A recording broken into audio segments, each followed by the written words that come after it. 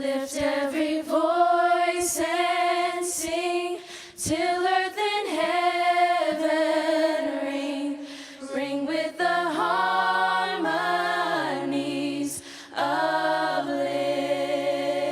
liberty.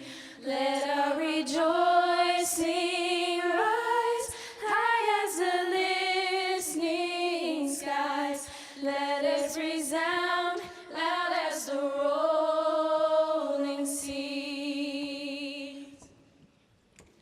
Sing a song full of the faith that the dark past has taught us. Sing a song full of the hope that the present has brought us. Facing the rising sun of our new day begun. Let us march on till victory is won. Lord. Lord. Lord. Lord. Let us march on. Lord. Lord. Let us march on. Lord. Lord. Let us march on till victory is won. Is won.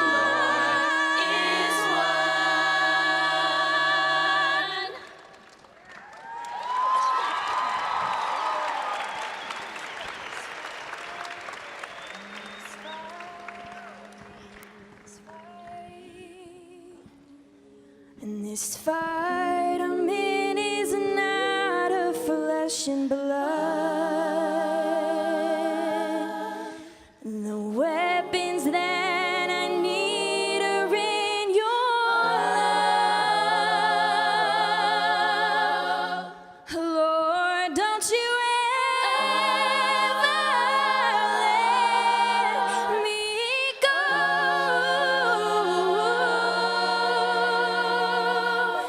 You make it well with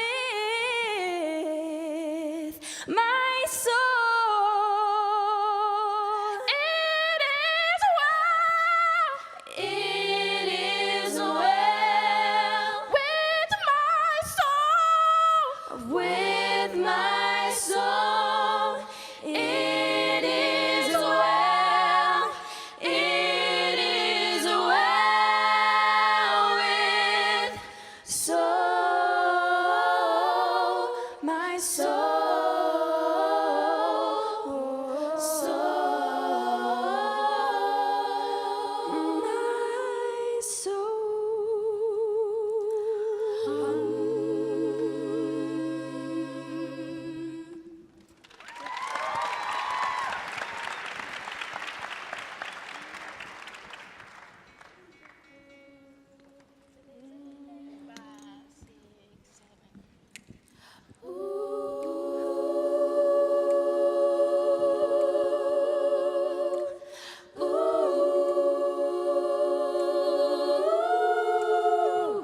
Today's a new day, but there is no sunshine.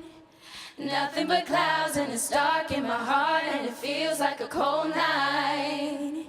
Today's a new day, but where are my blue skies?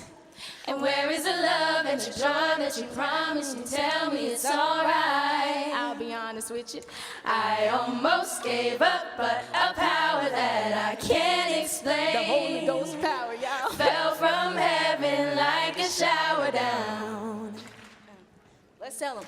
I smile, even though I hurt, see I smile. I know God is working, so I smile. Even though I've been here for a while, I smile, smile. It's so hard to look up when you've been down. I sure would hate to see you give up now. And you look so much better when you smile, so smile. Ooh. Today's a new day, but there is no sunshine. Nothing but clouds, and it's dark in my heart, and it feels like a cold night. Today's a new day, but tell me, where are my blue skies? And where is the love and the joy that you promised me? Tell me it's alright. I almost gave up, but a power that I can't explain, I fell from heaven like a shower down. I smile, even though I'm hurt, see I smile. And I know God is working, so I smile. Even though I've been here for a while, I smile, smile. It's so hard to look up when you've been down. Sure would hate to see you give up now. You look so much better when you smile. Smile for me.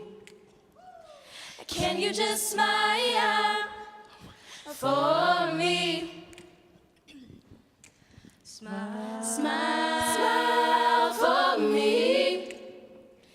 Can you just smile for me? And my people say, oh, oh, oh.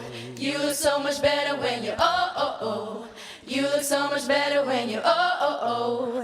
You look so much better when you, oh, oh, oh. You look so much better when you, oh, oh, oh. You look so much better when you, oh, oh, oh. You look so much better when you, oh, oh, oh. You look so much better when you, oh, oh, oh. You look so much better when you smile. I almost gave up, but a power that I can't explain fell from heaven like a shower down.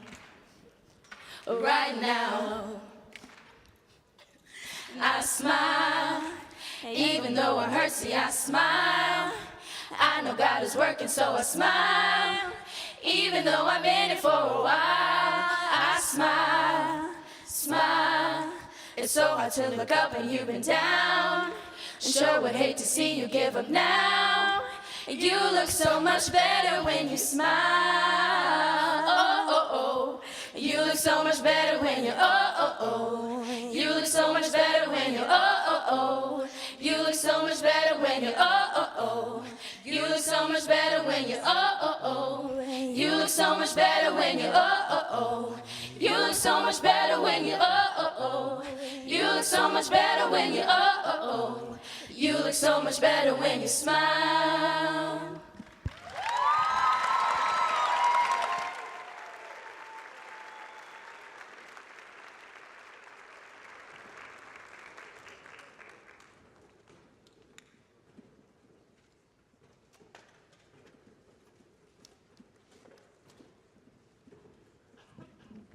Can we give them another round of applause, please? Wonderful job, wonderful job. I believe they go by the name of Ovation. Is that correct, Denver? All right, yes, Ovation Gospel Group.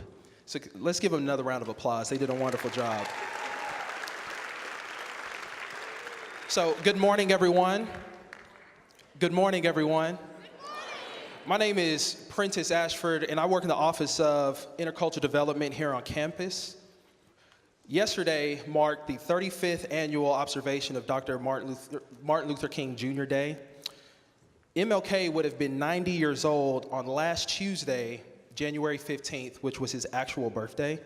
However, the third Monday of each January is set aside to honor the example, legacy, and life of Dr. Martin Luther King Jr.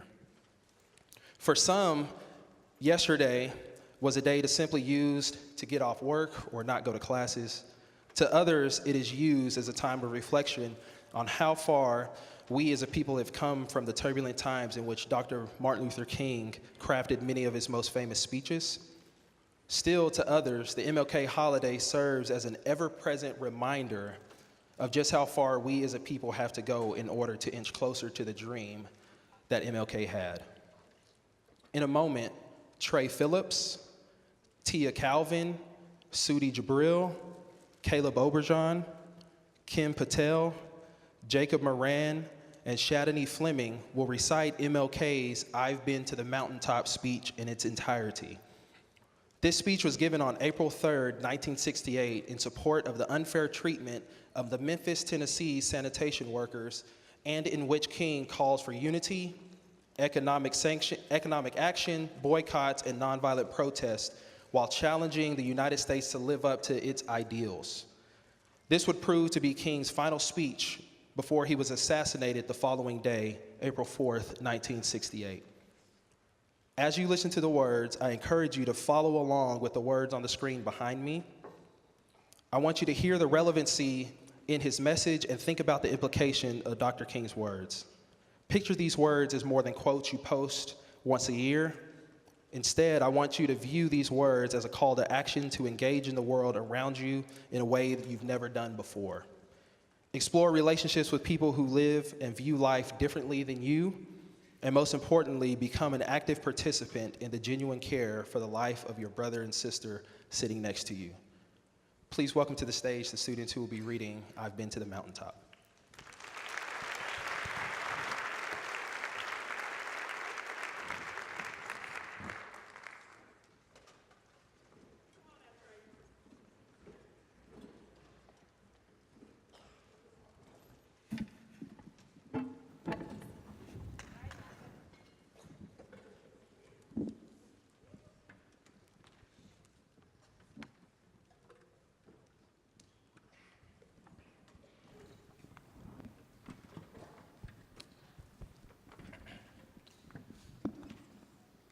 Thank you very kindly, my friends. As I listened to Ralph Abernathy and his eloquent and generous introduction, and then thought about myself, I wondered who he was talking about. It's always good to have your closest friend and associate to say something good about you, and Ralph Abernathy is the best friend that I have in the whole world. I'm delighted to see each of you here tonight in spite of a storm warning. You revealed that you are determined to go on anyhow. Something is happening in Nashville. Something is happening in our world. And you know, if I were standing at the beginning of time, with the possibility of taking a kind of general and panoramic view of the whole of human history up to now, and the Almighty said to me, Martin Luther King, which age would you like to live in? I would take my mental flight by Egypt, and I would watch God's children in their magnificent trek from the dark dungeons of Egypt through, or rather across the Red Sea, through the wilderness and on toward the Promised Land. And in spite of its magnificence, I wouldn't stop there. I would move on by Greece and take my mind to Mount Olympus, and I would see Plato, Aristotle, Socrates, Euripides, and Aristophanes assembled around the Parthenon. And I would watch them around the Parthenon as they discussed the great and eternal issues of reality, but I wouldn't stop there. I would go on, even to the great heyday of the Roman Empire, and I would see developments around there through various emperors and leaders, but I wouldn't stop there. I would even come up to the day of the Renaissance and get a quick picture of all that the Renaissance did for the cultural and the aesthetic life of man.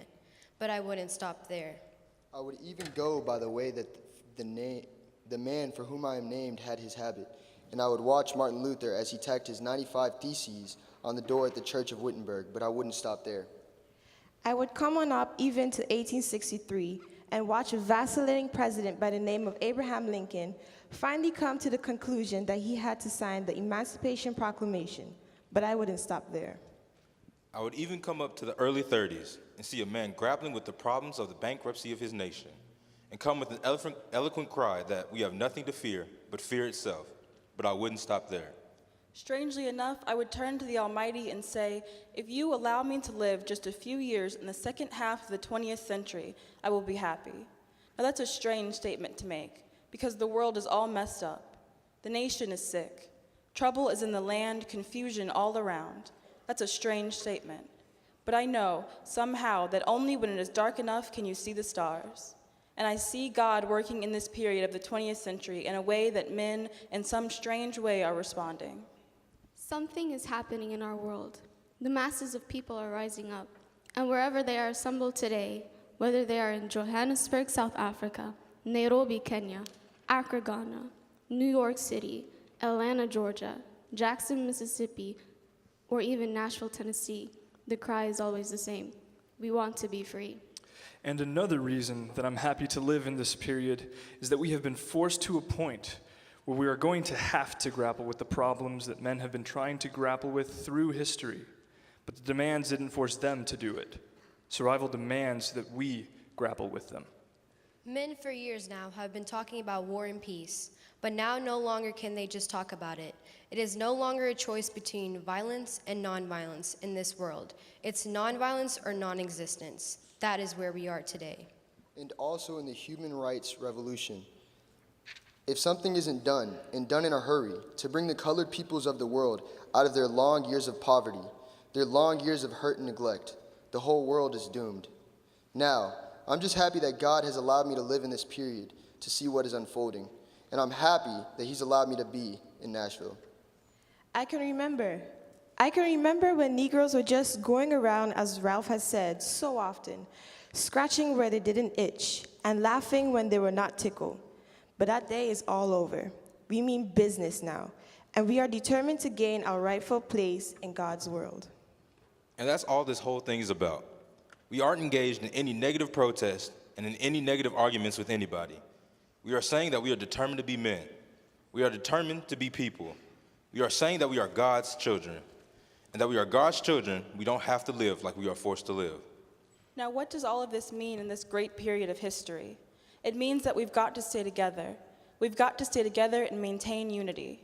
You know, whenever Pharaoh wanted to prolong the period of slavery in Egypt, he had a favorite formula for doing it. What was that?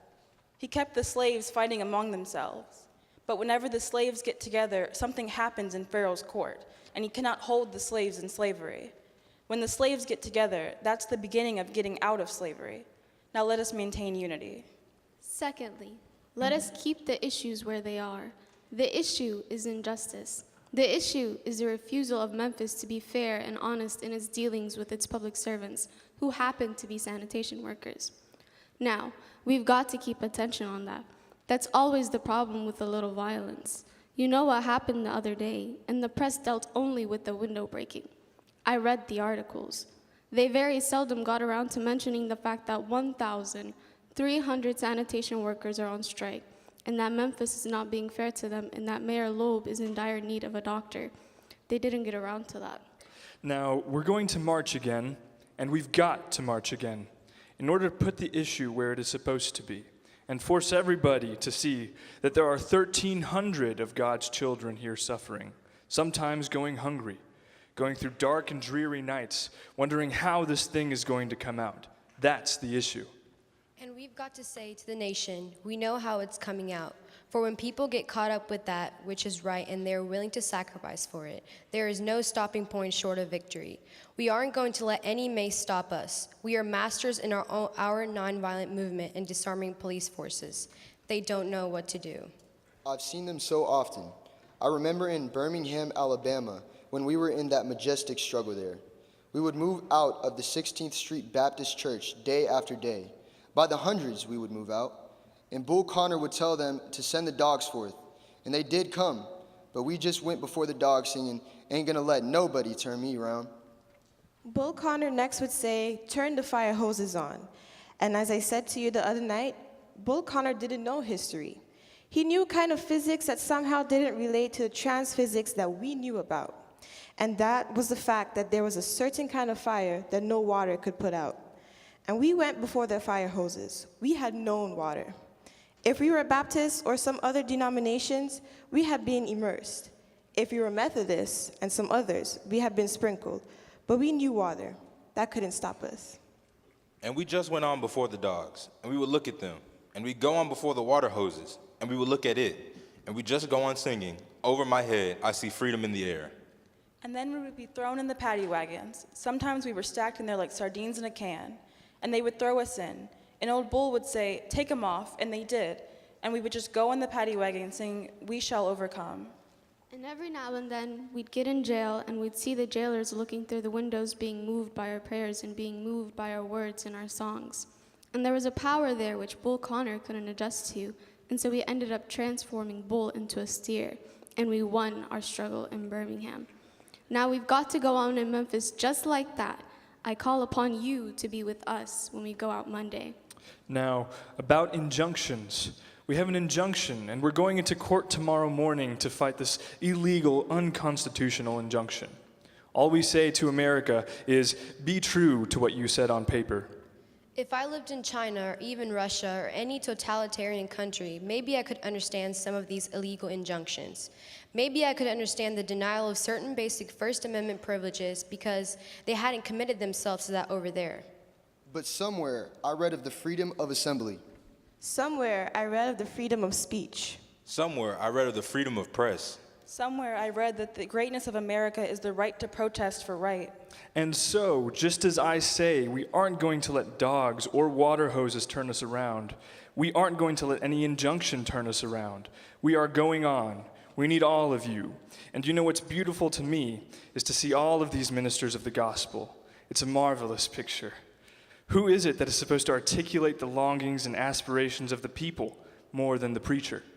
Somehow the preacher must have a kind of fire shut up in his bones, and whenever injustice is around, he tell it. Somehow the preacher must be in Amos, and saith, when God speaks, who can but prophesy? Again with Amos, let justice roll down like waters, and righteousness like a mighty stream. Somehow the preacher must say with Jesus, the Spirit of the Lord is upon me, because he hath anointed me, and he's anointed me to deal with the problems of the poor. And I want to commend the preachers under the leadership of these noble men.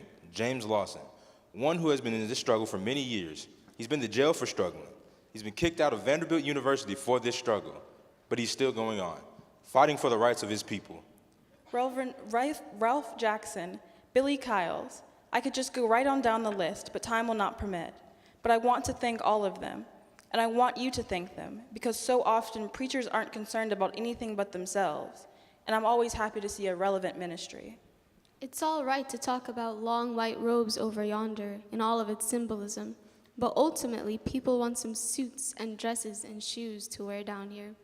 It's all right to talk about streets flowing with milk and honey, but God has commanded us to be concerned about the slums down here and has children who can't eat 3 square meals a day. It's all right to talk about the New Jerusalem, but one day God's preacher must talk about the new New York, the new Atlanta, the new Philadelphia, the new Los Angeles, the new Nashville, Tennessee. This is what we have to do. Now, the other thing that we'll have to do is this. Always anchor our external direct action with the power of economic withdrawal. Now, we are poor people. Individually, we are poor. When you compare us with white society in America, we are poor.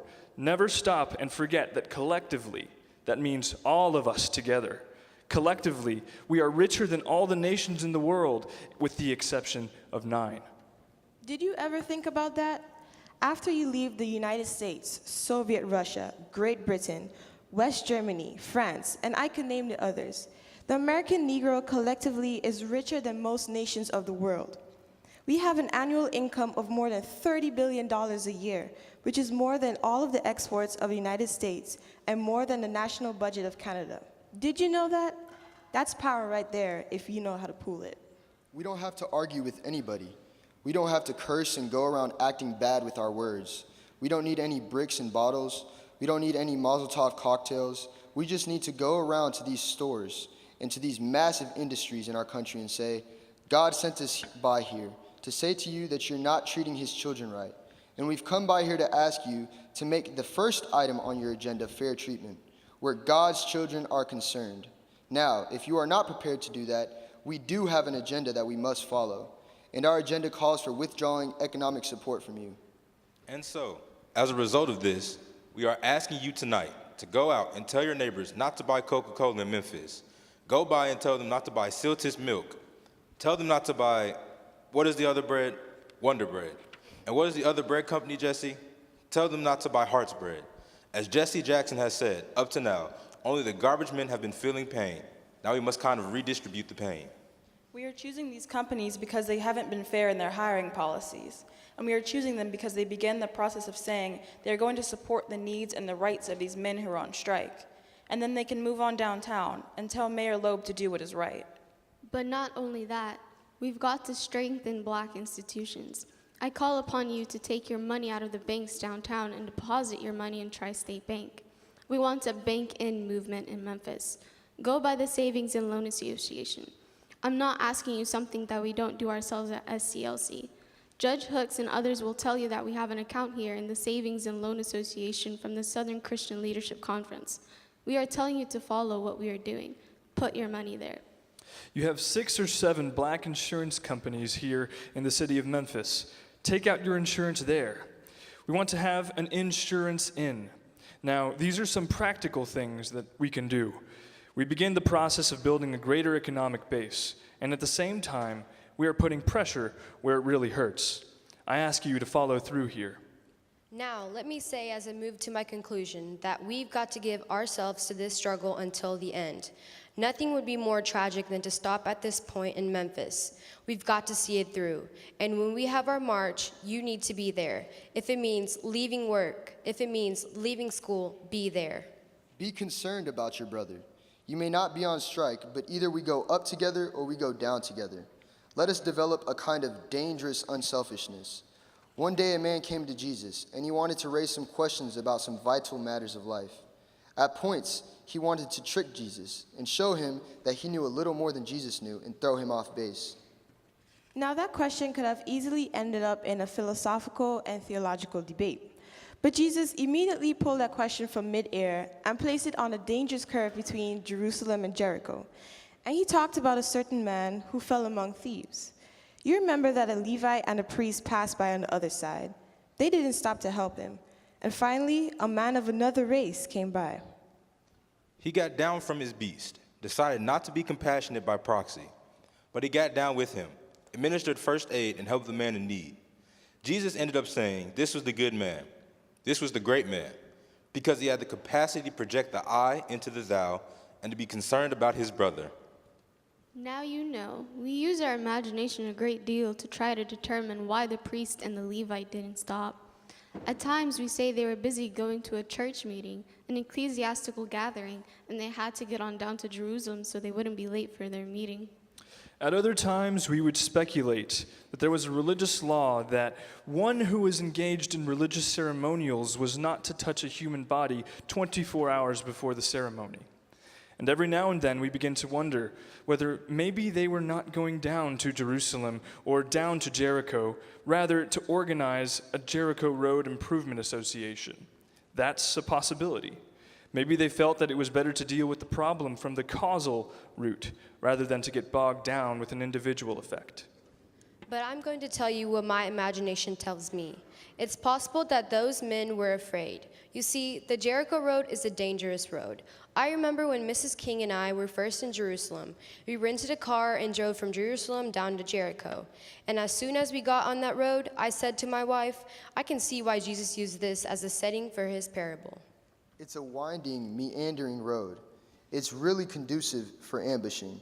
You start out in Jerusalem, which is about 1,200 feet above sea level. And by the time you get down to Jericho, 15 or 20 minutes later, you're about 2,200 feet below sea level. That's a dangerous road. In the days of Jesus, it came to be known as the Bloody Pass. And you know, it's possible that the priest and the Levite looked over that man on the ground and wondered if the robbers were still around. Or it's possible that they felt that the man on the ground was merely faking, and he was acting like he had been robbed and hurt in order to siege them over there and lure them there for quick and easy seizure. And so the first question that the priest asked, the first question that the Levite asked was, if I stop to help this man, what will happen to me? But then the Good Samaritan came by, and he reversed the question. If I do not stop to help this man, what will happen to him? That's the question before you tonight, not, if I stop to help the sanitation workers, what will happen to my job? Not, if I stop to help the sanitation workers, what will happen to all of the hours that I usually spend in my office every day and every week as a pastor? The question is not, if I stop to help this man in need, what will happen to me? The question is, if I do not stop to help the sanitation workers, what will happen to them? That's the question. Let us rise up tonight with a greater readiness. Let us stand with a greater determination. And let us move on in these powerful days, these days of challenge to make America what it ought to be. We have an opportunity to make America a better nation, and I want to thank God once more for allowing me to be here with you. You know, several years ago, I was in New York City autographing the first book that I had written. And while sitting there autographing books, a demented black woman came up. The only question I heard from her was, "Are you Martin Luther King?" And I was looking down writing, and I said, "Yes." And the next minute, I felt something beating on my chest. Before I knew it, I had been stabbed by this demented woman. I was rushed to Harlem Hospital. It was a dark Saturday afternoon, and that blade had gone through, and the x-rays revealed that the tip of the blade was on the edge of my aorta, the main artery. And once that's punctured, you're drowned in your own blood. That's the end of you. It came out in the New York Times the next morning that if I had merely sneezed, I would have died. Well, about 4 days later, they allowed me after the operation, after my chest had been opened and the blade had been taken out, to move around in the wheelchair in the hospital. They allowed me to read some of the mail that came in, and from all over the states and the world, kind letters came in. I read a few, but one of them I will never forget. I had received one from the president and the vice president. I've forgotten what those telegrams said. I received a visit and a letter from the governor of New York, but I've forgotten what that letter said. But there was another letter that came from a little girl, a young girl who was a student at the White Plains High School. I looked at that letter and I'll never forget it. It said simply, "Dear Dr. King, I am a 9th grade student at the White Plains High School." And she said, "While it should not matter, I would like to mention that I'm a white girl. I read in the paper of your misfortune and of your suffering, and I read that if you had sneezed, you would have died. And I'm simply writing you to say that I'm so happy that you didn't sneeze." And I want to say tonight that I too am happy that I didn't sneeze.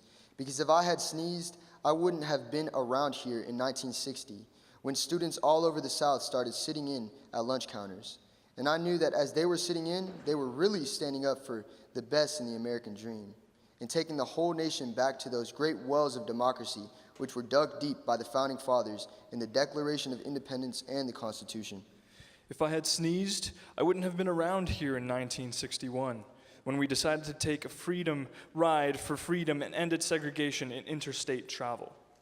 If I had sneezed, I wouldn't have been around here in 1962, when Negroes in Albany, Georgia decided to straighten their backs up. And whenever men and women straighten their backs up, they are going somewhere, because a man can't ride your back unless it is bent.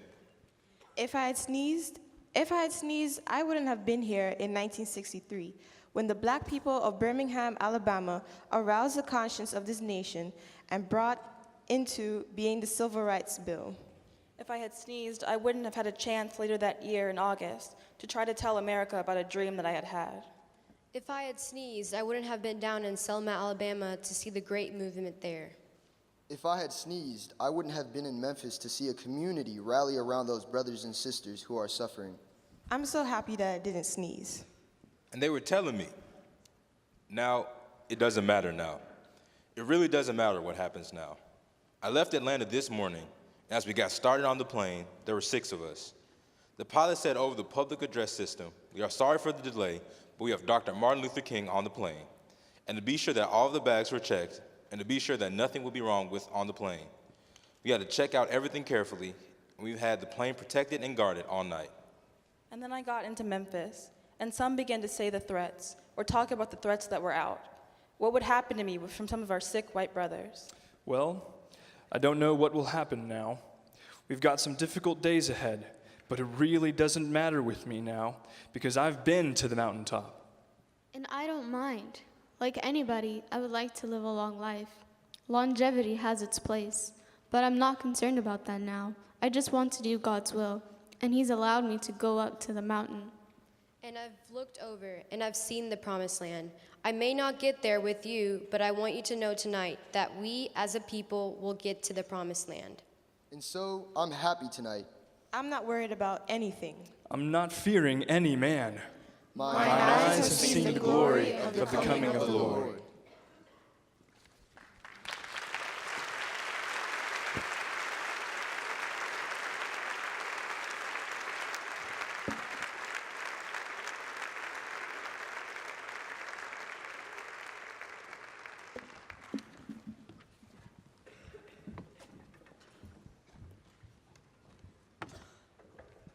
If you would all please bow and pray with me.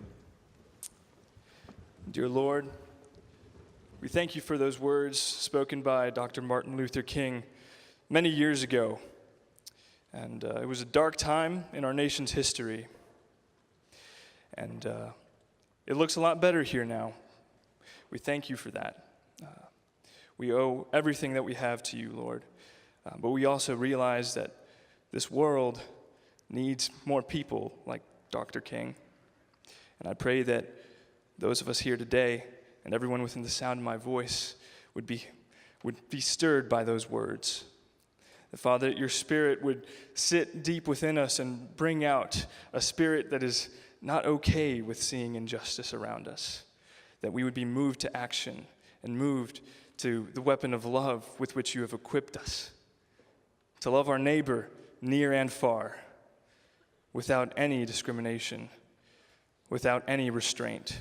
I pray that we would live with abandon just as you lived with abandon for us, and you lay your life down for us. Pray that we would learn to do the same for our neighbors, in love and in Christ. It's in Jesus' name that I pray. Amen. You're dismissed.